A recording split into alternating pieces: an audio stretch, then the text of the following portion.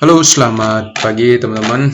Kembali lagi kita pada kesempatan kali ini kita akan mempelajari tentang bagaimana cara menentukan nilai kategori dari sebuah variabel gitu ya.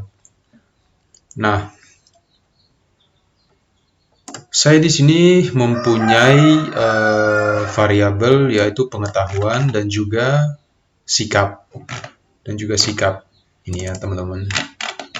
Nah, bagaimana caranya kita pengen menentukan nilai dari setiap kategori yang sudah kita buat. Misalkan pada variabel pengetahuan untuk kategori baik itu nilainya berapa, cukup itu nilainya berapa sampai berapa, kurang dari berapa sampai berapa gitu ya teman-teman.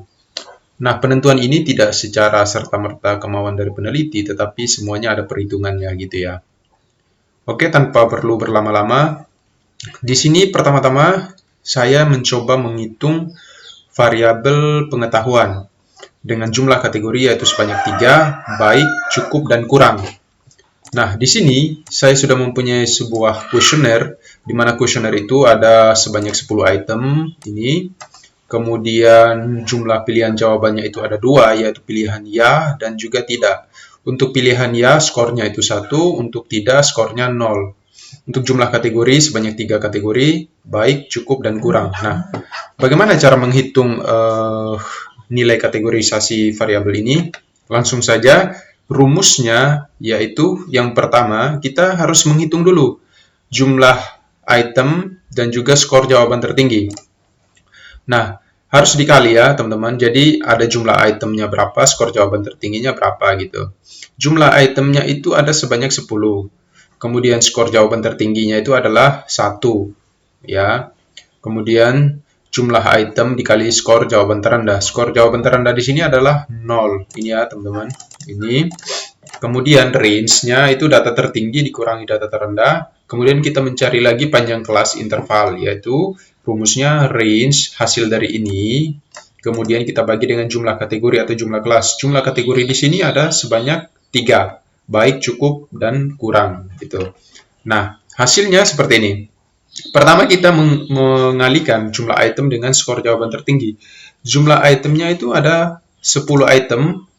Ya, tadi jumlah itemnya 10 ini. Kemudian dikali dengan skor jawaban tertinggi. Skor jawaban tertinggi itu 1 untuk pilihan jawaban ya. Jadi 10 dikali 1 sama dengan 10. Kemudian jumlah item dikali dengan skor jawaban terendah. Jumlah itemnya 10 dikali skor jawaban terendahnya itu 0. 0 ini untuk pilihan jawaban tidak, seperti itu. Nah, kemudian range, kita menghitung range-nya lagi. Data tertinggi dikurangi data terendah. Data tertinggi di sini yaitu 10. Ya, hasil perkalian tadi dengan jawaban tertinggi. Data tertingginya 10, data terendahnya yaitu 0. Ya, data terendahnya itu 0, data tertingginya 10. Kemudian dikurangi, 10 dikurangi 0 sama dengan 10. Nah, hasilnya ini kemudian kita menghitung untuk menghitung panjang kelas interval, hasil range-nya ini. Kemudian selanjutnya kita menghitung panjang kelas interval. Panjang kelas interval di sini rumusnya range dibagi jumlah kategori. Range-nya itu ada 10 ya, range-nya itu hasilnya itu 10 dibagi 3. 3 ini adalah jumlah kategori, diperolehlah panjang kelas intervalnya sebesar 3,333 dibulatkan menjadi 3 seperti itu ya. Karena nilai desimalnya di bawah 5 gitu untuk pembulatannya. Nah, nilai inilah 3 inilah yang kemudian kita pakai untuk panjang kelas interval atau intervalnya gitu ya. Jadi jumlah kelasnya sudah diketahui ada 3 atau 3 kategori, kemudian interval kelasnya ada sebanyak 3 gitu ya. Nah, mulailah kita menginput data ke sini, ke kategori ini. Tadi jumlah kelas intervalnya kan 3. Nah, kita mulai dari nilai yang terendah, atau jawaban yang terendah, hasil pengurangan ini tadi ya, hasil pengurangan ini. Jadi, yang terendahnya itu adalah 0. Ya, 0. Bukan dari sini ya, bukan dari skor ini, tapi hasil perkalian ini. Jumlah item dikali skor jawaban terendah.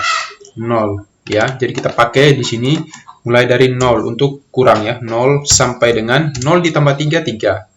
Oke.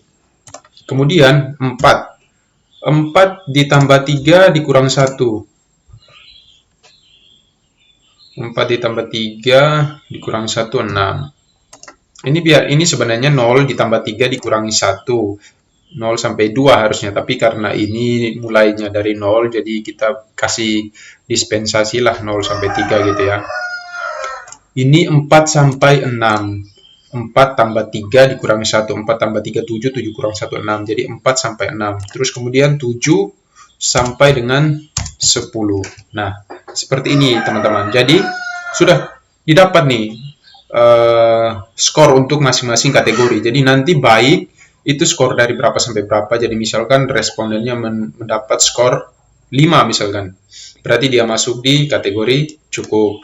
Mendapatkan skor 8 berarti masuk di kategori baik. Seperti itu untuk menentukan variabel pengetahuan.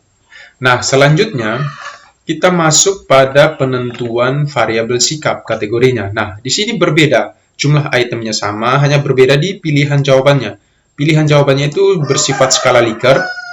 Kalau yang tadi pengetahuan bersifat skala Goodman ya. Kalau ini skala Likert. Pilihan jawabannya 5, mulai dari sangat setuju sampai dengan sangat tidak setuju gitu. Ini skor 1, sorry. Ini skor 1 kok skor 5, ini skor 4. Sorry, ini skor 4. Ini skor 3. Ini saya copy paste tadinya. Ini skor 2, ini skor 1. Nah, jadi di sini kita punya pilihan jawaban yang berbeda sebanyak 5 dengan jumlah kategori yang sama sebanyak 3, baik, cukup, kurang. Nah, rumusnya langsung saja sama kayak seperti tadi. Jumlah item dikali skor jawaban tertinggi, jumlah item skor dikali skor jawaban terendah, range-nya, kemudian panjang kelas intervalnya. Sama seperti perhitungan variabel pengetahuan, rumusnya sama. Kemudian hanya yang berbeda itu pada pilihan jawabannya. Ya, tadi di atas hanya 2, di bawah yang sikap ini sebanyak 5. Nah, jumlah item ini hasilnya ya. Jumlah item dikali skor tertinggi. 10 itu jumlah item, 5 skor tertinggi tadi yang sangat setuju ini ya. Sangat setuju skor tertingginya 5. 10 dikali 5 sama dengan 50. Kemudian jumlah item dikali skor jawaban terendah. Jumlah item kan 10 dikali skor jawaban terendah, yaitu 1 untuk sama tidak setuju, sama dengan 10. Kemudian range-nya data tertinggi dikurangi data terendah. Data tertingginya 50 hasil perkalian, data terendahnya 10 hasil perkalian juga. Dapatnya 40.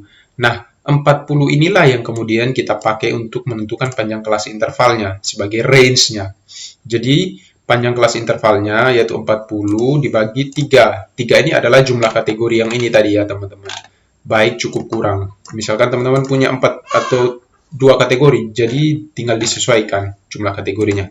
Jadi ini range-nya 40 dibagi 3 didapat 13,3. Artinya panjang kelasnya 13, seperti dibulatkan jadi 13. Nah, kita masuk pada penentuan nilainya.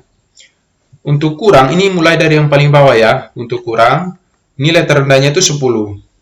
Ya, bukan 1 ya, bukan 1 ini. Bukan 1 skornya, tapi 10 hasil perkalian jumlah item dengan skor jawaban terendah. Jadi kita mulainya dari 10. 10 ditambah dengan 13 itu berapa? 23. Dikurangi 1, 22. 10 sampai 22.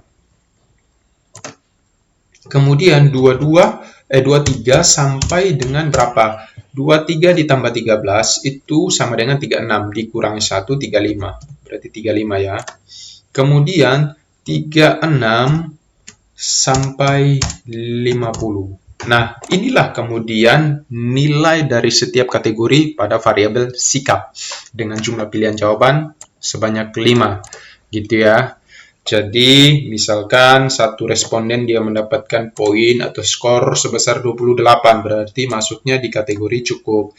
Skor 45 berarti masuk di kategori baik. Seperti itu ya, teman-teman.